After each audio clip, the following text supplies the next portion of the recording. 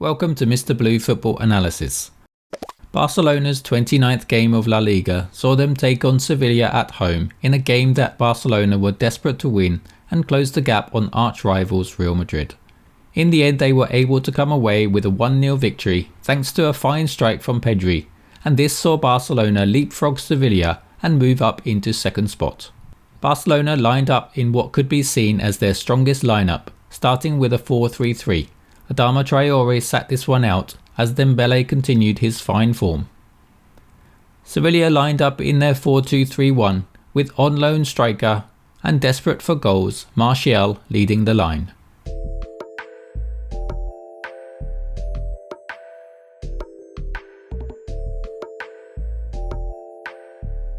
Sevilla mostly defended in their starting shape of 4-2-3-1 and protected the central areas. Barcelona made sure that they kept their wide attackers wide, positioning themselves outside of the back four. This provided a constant option for a pass, as they were always free, and it also meant that they were able to get in on the blind side at the back post when a cross came in.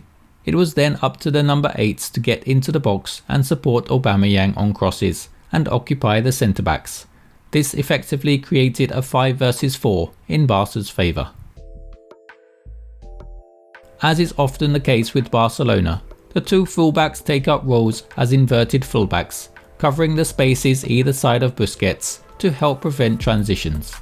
This allows the two number 8s a freer role further forward, where they are on hand to get into the penalty box.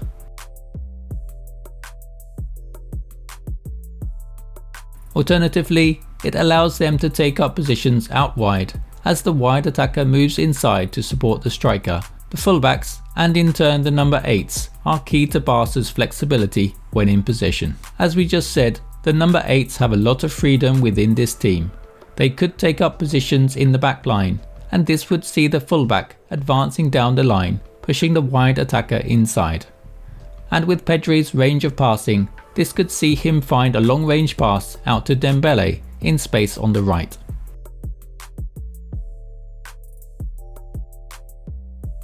Sevilla are a good team, so Barcelona had to defend well at times, and in the defensive phase, Ferran Torres would often slip into the left-back position, with Alba moving inside. This ensured that Barca had a back 5 with 4 midfielders in front of them, and just Aubameyang up front.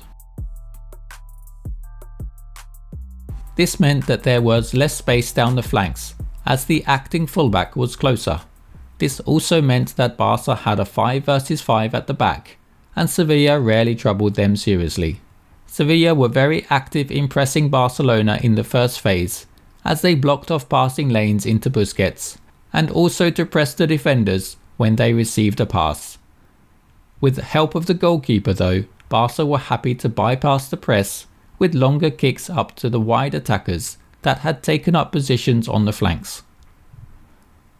Barca were also happy to go long directly from goal kicks on some occasions, although this often saw them lose possession this way. As the game went on, more and more space was given to Dembele on the right hand side, because Barca were allowed to push their defenders into the midfield and cause an overload.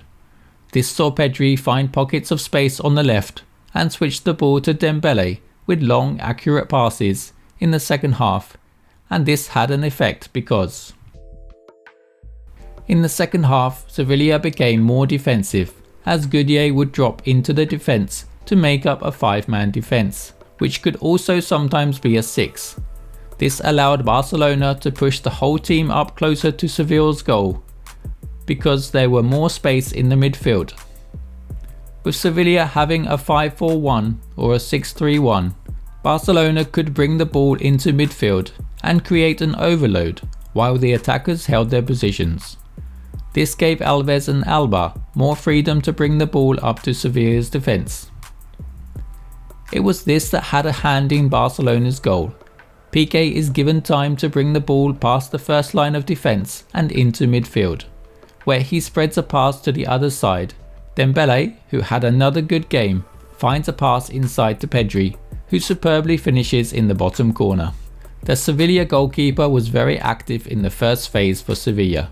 He provided the extra man and the passing option. This saw Sevilla beat Barca's press, as they were often reluctant to commit too many players to this.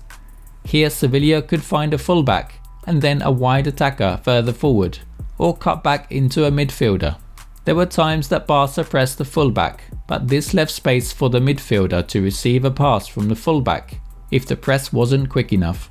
Barcelona's 4-3-3 could see them leave space in the wide midfield positions, and Sevilla looked to take advantage of this by pushing their fullback up into this area, and this could see them create a 2 versus 1 on the fullback when Martial took up these wide positions too. Conclusion to this game: a very impressive team performance and a piece of magic from Pedri secured all 3 points, and continues Xavi's impressive return to the Nou Camp. The added pace up front has given Barca an added dimension, while continuing the Barcelona way. With this much progress and a place in next year's Champions League, this could be seen as a successful campaign.